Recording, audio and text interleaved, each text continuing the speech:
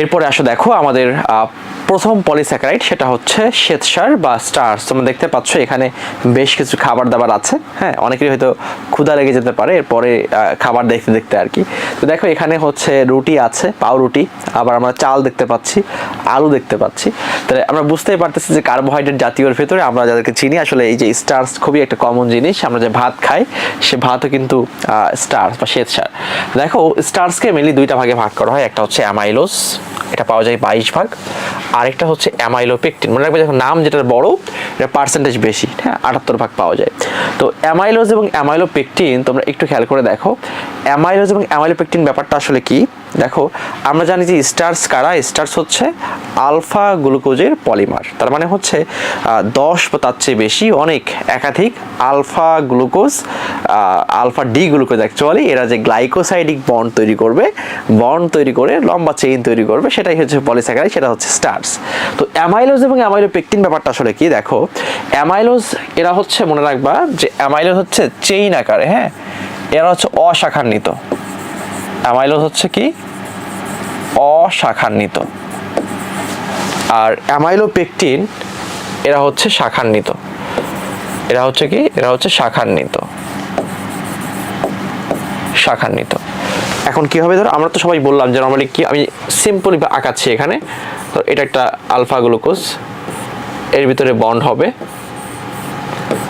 আরেকটা alpha glucose, এটা হচ্ছে ধরো 3টা আলফা গ্লুকোজ এবং অসংখ্য আছে, আমি জাস্ট 3টা দেখাইছি। ধরো এখানে হোল এন দিয়ে দিলাম, তার মানে এরা হচ্ছে একটা অ্যামাইলোজ, স্টার্চ হয়ে গেল, সবাই আলফা গ্লুকোজের পলিমার। এবং এটা কিন্তু একটা চেইন আকারে আছে, এখানে কোনো শাখা নাই, তাহলে এটা হচ্ছে অ্যামাইলোজ। এখন অনেক সময় কি হয় যে এই যে 1 নাম্বার কার্বন, হ্যাঁ ধরো এই যে 1 নাম্বার কার্বন, এই 1 নাম্বার কার্বন আর ধরো উপরে আর একটা চেইন যুক্ত হলো, এখানে আরেকটা গ্লুকোজ যুক্ত হলো, এইভাবে তোমার হচ্ছে কি হতে পারে, আর একটা চেইন হতে পারে। তার মানে হচ্ছে দেখো এরা কিন্তু একটা চেইনে নাই, এখান থেকে বের একটা শাখা বের হয়েছে। এইটুকু বুঝে রাখো যে যারা হচ্ছে অ্যামাইলোপেকটিন এরা হচ্ছে শাখান্বিত হবে, ঠিক আছে। এরা কেমন হবে, এরা হচ্ছে শাখান্বিত হবে, আর অ্যামাইলোজটার ভিতরে কোনো শাখা নাই, ঠিক আছে। তো আর দেখো যে ধান, গম, আলু স্টার্চের হচ্ছে প্রধান উৎস, এটা সবাই আমরা জানি। তো খেয়াল করো খুবই ইম্পর্টেন্ট যে গোল আলুর যে স্টার্চ কণিকা এটা সবচেয়ে বড়, আর চালের, হ্যাঁ এটা চালের যে স্টার্চ কণিকা সবচেয়ে ছোট। এটা কিন্তু একটা ইম্পর্টেন্ট কথা, এটা একটা ইম্পর্টেন্ট কথা যে গোল আলুর যে স্টার্চ কণিকা সেটা কিন্তু হচ্ছে সবচেয়ে বৃহত্তম, আর চালের যে স্টার্চ কণিকা এটা হচ্ছে সবচেয়ে ক্ষুদ্রতম। স্টার্চের ধর্ম থেকে দেখো আমাদের কিন্তু অত বেশি লাগবে না, আমরা সবাই কিন্তু শুরুর দিকে আমরা পড়েছিলাম যে সকল পলিস্যাকারাইড হবে হচ্ছে নন রিডিউসিং সুগার বা হচ্ছে অবিজারক শর্করা, ঠিক আছে। নন রিডিউসিং সুগার বা হচ্ছে অবিজারক শর্করা। তাহলে স্টার্চ একটা পলিস্যাকারাইড, সুতরাং কোনো কনফিউশন নাই যে স্টার্চ হবে একটা নন রিডিউসিং সুগার। তার মানে হচ্ছে আমরা ফেলিং দ্রবণ দিয়ে কিন্তু স্টার্চকে কি করতে পারবো না, আমরা বিজারিত করতে পারবো না, ঠিক আছে। আমরা কিন্তু ফেলিং দ্রবণ দিয়ে আমরা স্টার্চকে বিজারিত করতে পারতেছি না, কারণ হচ্ছে এটা নন রিডিউসিং সুগার, ঠিক আছে, এটা নন রিডিউসিং সুগার।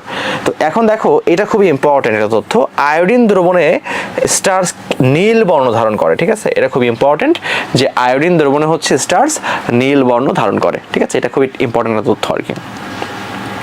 এখন দেখো স্টার্চের ব্যবহারগুলো খুবই ইম্পর্টেন্ট।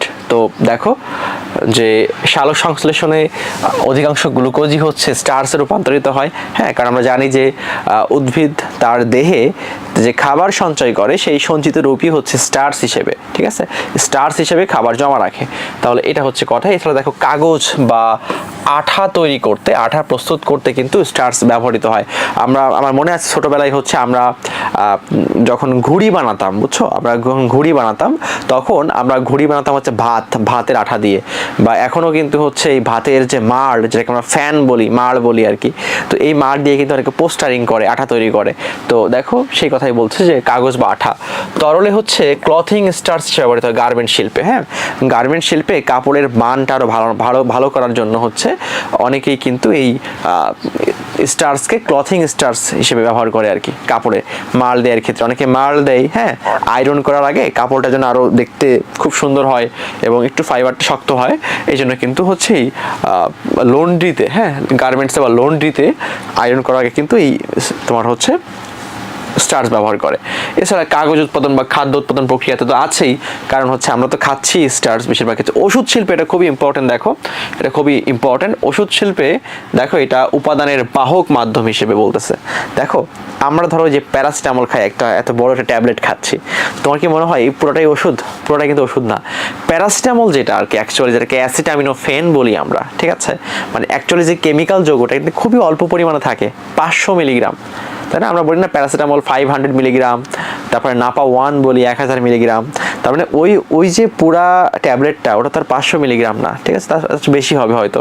তাহলে দেখো ওখানে মাত্র 500 মিলিগ্রাম হচ্ছে তোমার অ্যাকচুয়াল প্যারাসিটামলটা আছে, আর বাকিটুকু হচ্ছে তোমার এই যে স্টার্চ বা আরও অনেক পদার্থ আছে, সেগুলা হচ্ছে এটাকে আমরা ফার্মাকোলজিতে বলি এক্সিপিয়েন্ট। হ্যাঁ, এক্সিপিয়েন্ট মানে সক্রিয় যে ওষুধ সেটা সক্রিয় উপাদান, আর বাকি যা কিছু ব্যবহার করে ওটাকে একটা আকৃতি দান করা হয়, যেটা আমরা সহজে খেতে পারি, সহজে প্যাকেট করা যায়। হ্যাঁ, তারপর হচ্ছে প্রত্যেকটা ওষুধেরই একটা নির্দিষ্ট কাজ করার একটা, মানে কতক্ষণ পরে কাজ করবে একটা সময়কাল আছে।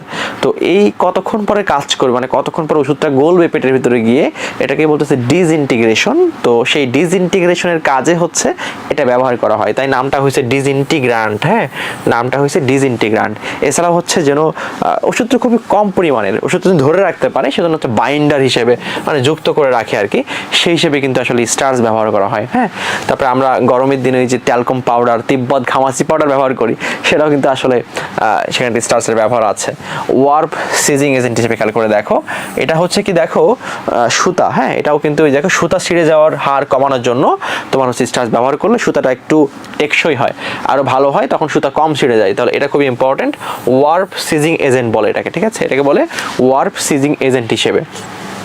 করোগেটেড বোর্ডের, এটা বোর্ড হবে, বোর্ডের আঠা হিসেবে। দেখো তোমরা দেখছো যে অনেক সময় বিভিন্ন বোর্ড বা কাগজের মতো শিট এরকম একের পর এক জোড়া দিয়ে রাখে, এইভাবে করে একটা বোর্ড তৈরি করে, এমন অনেকগুলো শিট।